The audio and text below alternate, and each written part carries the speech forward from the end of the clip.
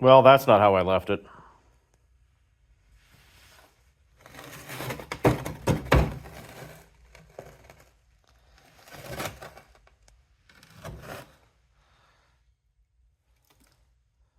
Well, I guess we're gonna have to fix that. So, this week we're going to be restoring a really old axe into a new old axe. It's a fun camping project for people. If you don't have any real knowledge or skills, this is an easy one to do. All you need is sandpaper, a little bit of oil of some kind. I use linseed oil, but you can use olive oil, vegetable oil, a blowtorch, and time, and a wire brush if you have one. I'm going to use a whole bunch of power tools just to speed this up. But it's a pretty easy project and it doesn't require a ton of know-how. This is a camping hatchet that I found in a barn, I think, or it's one that I found at my grandfather's. I'm not sure which. Anyway, we'll restore it. So this is it done, and then we'll show you what it started out as.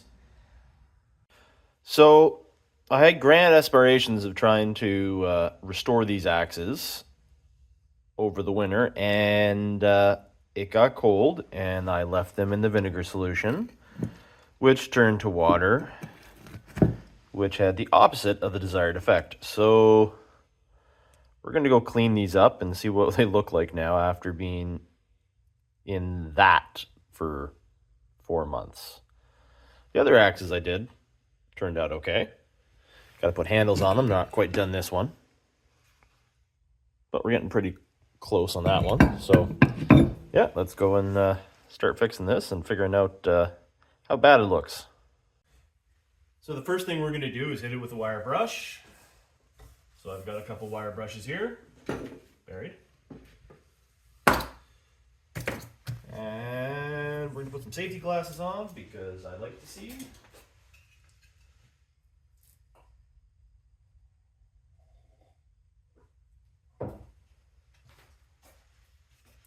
So my stylish 1970s shop teacher safety glasses.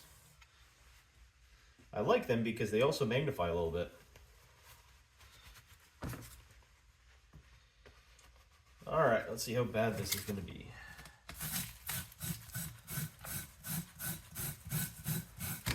So leaving an axe head or something you're trying to restore in acid, like vinegar, to get all the rust and the pitting off is a really good idea if you don't forget it for 6 months.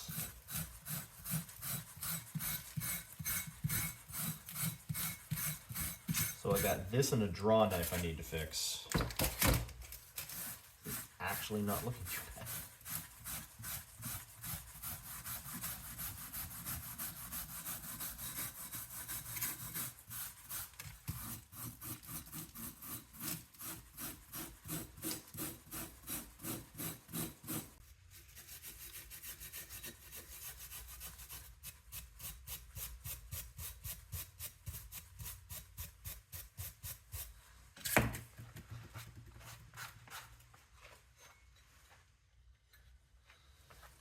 So it still looks like an axe head. It's a little pitted, but overall it's actually not that bad. It's much better shape than this one was. This one we found at my wife's family's cottage actually, and it was found in the mud after a flood, and you couldn't really recognize it. It just looked like a lump of rust. So all right, we're going to hit this, I think, with a wire wheel now. Now we're going to hit that with a wire wheel and see if we can get some shine to it and some of the pitting off of it. So I need to go find a drill. All right, so we've got the wire wheel, I've got safety glasses on. Now I need to find my mask. Where's my mask? All right, so I had to go back to the house to find a new mask because the one I had here was useless. So I just went inside and grabbed an N95 mask because after the pandemic, still got boxes of these lying around. You really should be using like a cartridge filter mask, like a painter's mask or a pesticide mask for this because rust particles are probably not the greatest thing in the world to breathe in. But I don't have one of those right now because it's been borrowed, and I'll have to pick a new one up apparently. But this will do and keep the big chunks out at the very least. All right. So we're gonna stick this in the vise. We're not gonna tighten it in super hard because you don't want to scratch it, even though we will be shining this up with a wire wheel and with some sandpaper. But I will have to go to the hardware store to get some WD-40. Apparently I have none. Yeah, I got nothing. All right. Make sure that's on all the way.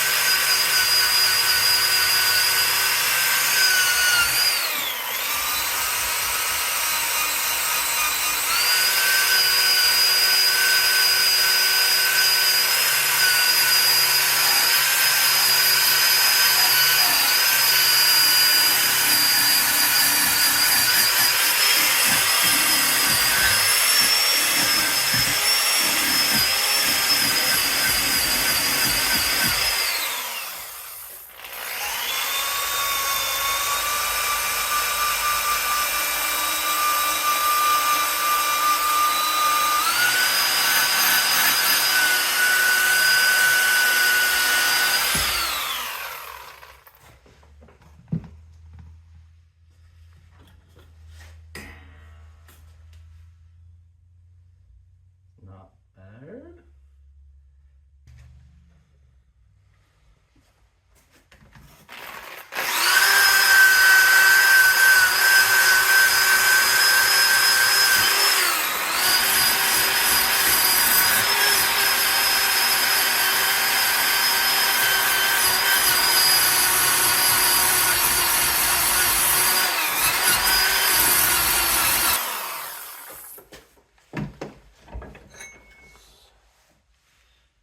A little bit of a difference. Let's flip it around.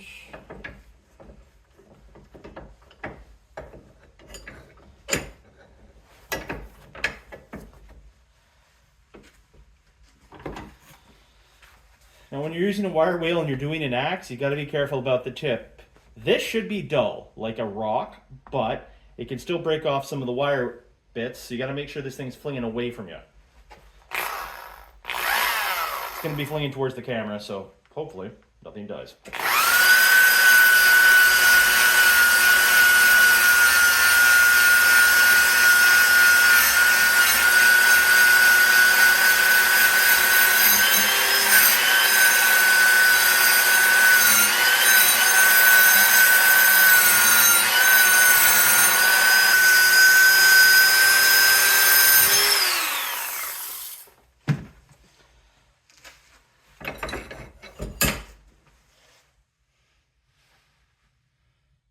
Feels a lot better. It's got some shine to it. I'm going to hit the other side and then do the side. So lock you back into the vise gently. Now if you're worried about damaging it or something like that, take an old glove, take a rag, something like that, and put it in between the teeth of the vise and the axe, and it will protect it from scratching, denting, especially if you're using really old axes. That's a milder steel or something that's hand forged where they couldn't quite get it up to temperature. Before it was tempered.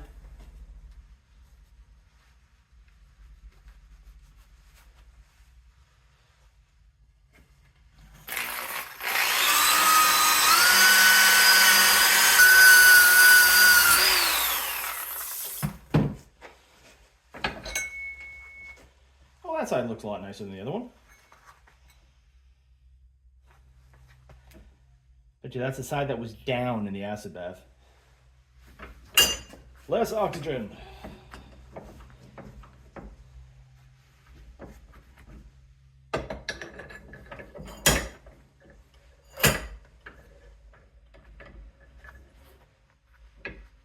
This vise came with the house, and I am so happy to have it.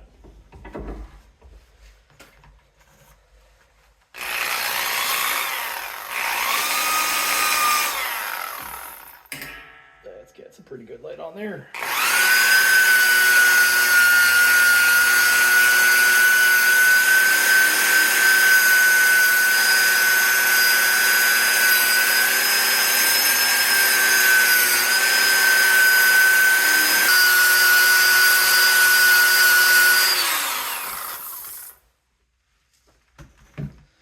Do up my sleeve here because I'm getting pieces of metal going up my sleeve.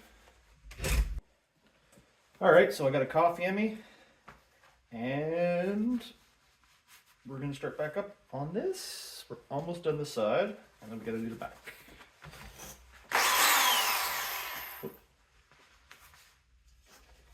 Take those glasses off, put these glasses on.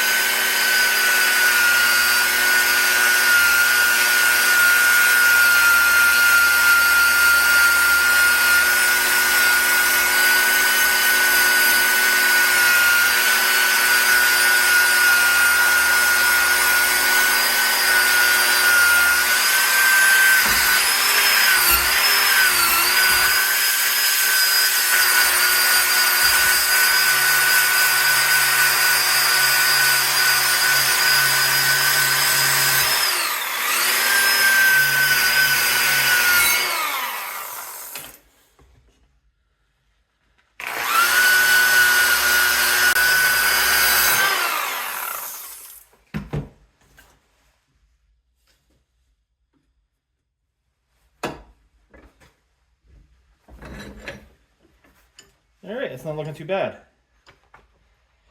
Alright, so still a little pitted, so we need to smooth that up and polish that up. And there's a couple different ways of doing that. One's a flapper wheel and a grinder. I don't own a grinder. Another one is sandpaper and WD-40, which I have done, and that's how I did that one. And that one worked pretty good. But I found a faster method, and it's called a palm sander. So we are going to go and use that. So I'm just going to throw some cardboard down and put some sandpaper in there. We're going to start with a low grit sandpaper, something like 60. And we're going to work our way up to about 2,000 grit. And the reason you go to such a high is it gives you a mirror finish, but it also, the shinier it is, the less chance of water penetration, so it helps rust proof it. Then we're going to shove some beeswax on top of it once everything's done, just to give it another coat of rust proofing. And then, but we're going to do that after we put the handle on. So let's go and just all right, so we've got some sandpaper on there. I left the 220 grit that was on it because I'm being lazy.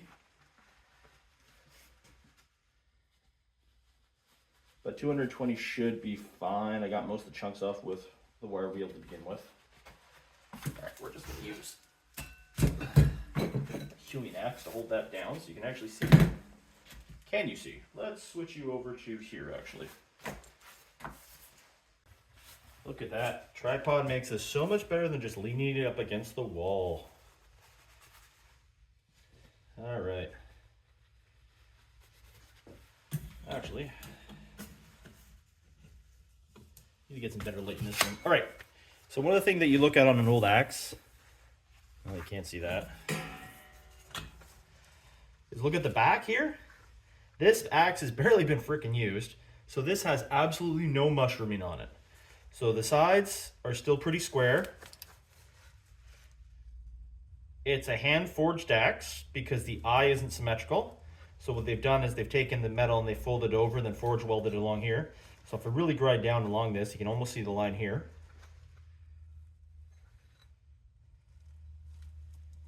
And there might be a maker's mark right there, but it's still a little too rusty to see, or that could just be rusty. So this is basically the same axe head as this one that I found at my grandfather's. So this was in his workshop. So this is just a regular hatchet. So style's almost the same again. Don't know where this came from. It was behind his furnace when we were cleaning out his workshop, but you can see it's been pounded on with a hammer, creating this mushrooming and having it all out of place. It's covered in paint and drywall, so not sure what he was using it for. And then the handle is a little funky too, so it looks like he had to shave the handle down to do it. So we're gonna fix that, and of course electrical tape, because that's what he used to fix everything. Alrighty, so now we're gonna hit this with this. Switched on to my reading glasses so I can actually see what I'm doing a little bit better. Those safety glasses are good, but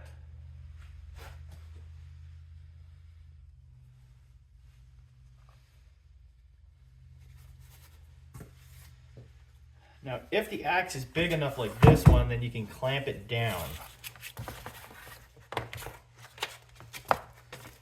so it doesn't move around. I put the cardboard down because I don't want to sand the top of my workbench.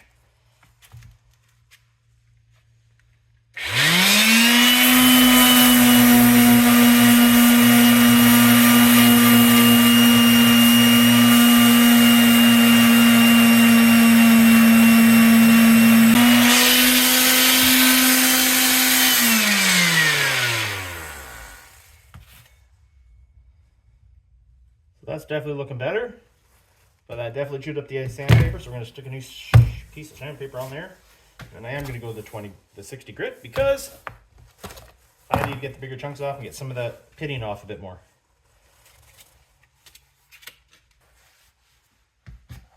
I guess I don't really need the gloves for this part, but it's that coffee before it goes cold. It's already cold. All right. So let's go and do this part now.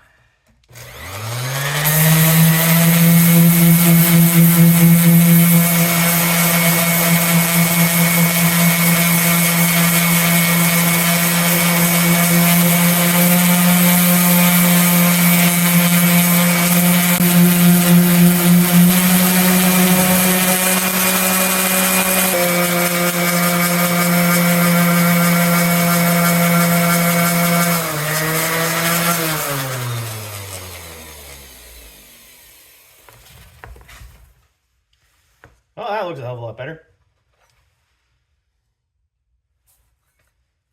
So that's 80 grit. So that would have taken me about an hour and a half just if I did it by hand. So it's a lot easier with the power tools. You can definitely do it if you don't have power tools, but it definitely speeds things up a lot. So we're going to start the other side. And then we're going to switch to a higher grit, and maybe a lower grit. There's still a fair bit of pitting. Might have to hit some of this with a wire wheel a second time.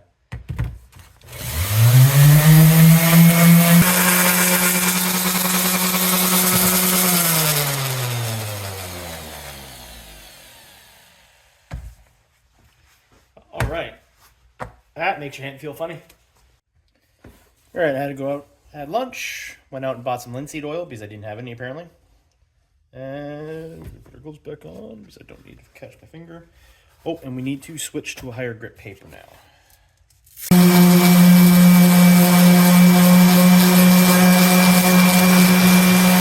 All right, now we're down to 2000 grit paper. I only have it by hand, and I'm only doing this by hand. So this might take a bit.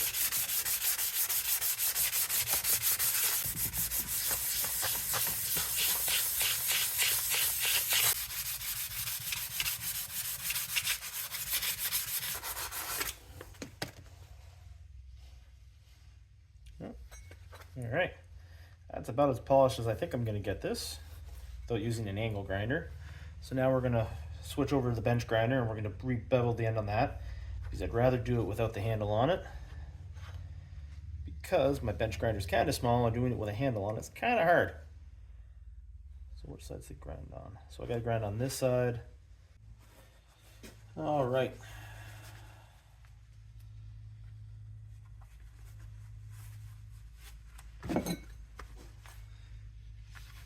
So, see if we can get the angle here.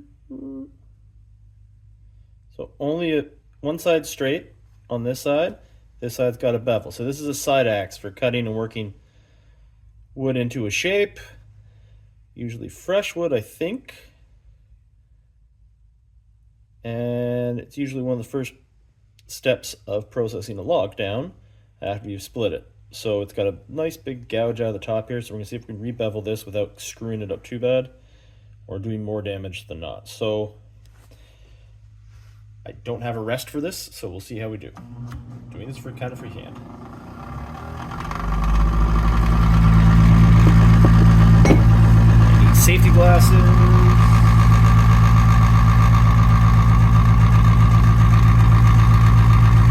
My bench grinder's walking across the counter.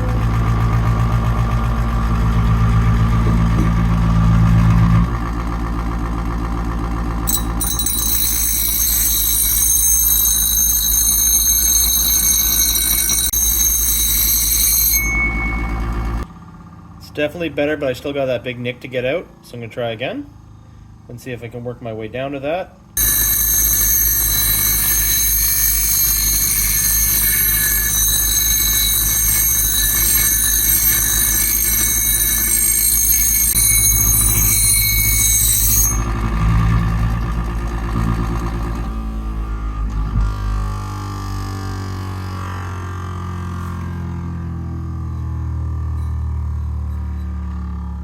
So that definitely got most of the chunks out. It's still nicked here. Now a side axe should be a perfectly straight line if you can.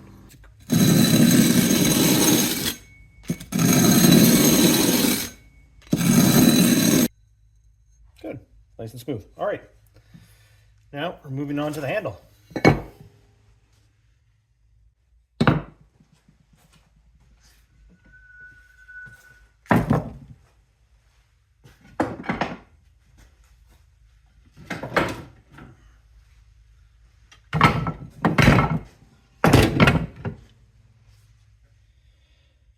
All right, let's see if one of these actually fit. So we're just gonna put this into the vise. I am going to sand this thing down, but just so I don't make giant marks on this thing, I'm gonna shove a glove in it like I said earlier.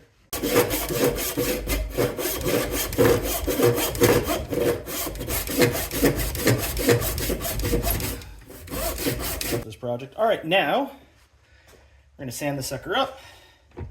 Now we're only gonna use 50 or 60 grit sandpaper for the handle because I'm gonna coat this thing in linseed oil. And you need to have, the smoother it is, the more impervious to water it is, and the shinier it's gonna be, but the smoother it is, the harder it is for the oil to get into the wood.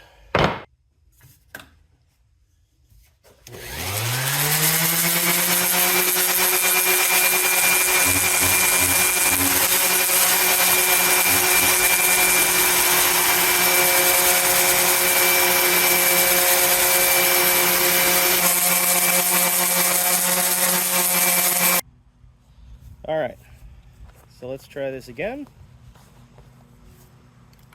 Watch this work this time.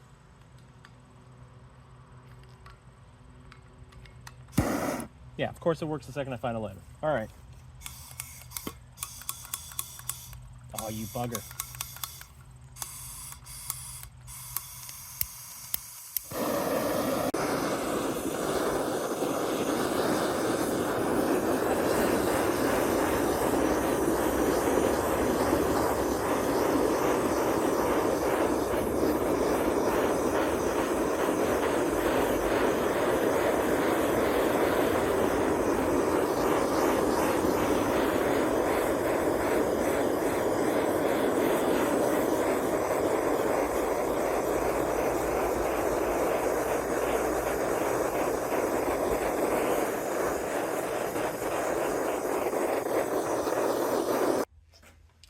All right, so now we're going to do some linseed oil.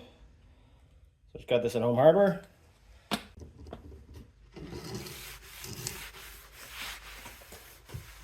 Look at that. So you can see spots where I missed with the sander, but that certainly makes it look pretty.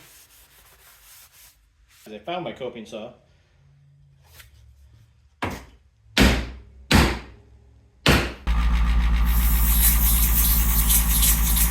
All right, so we're going to put the wedge in.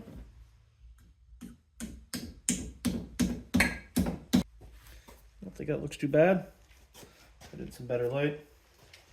So I hope you've enjoyed watching this, and hopefully this is a project that you can do yourself and enjoy viewing. If you like more content like this, please remember to like and subscribe.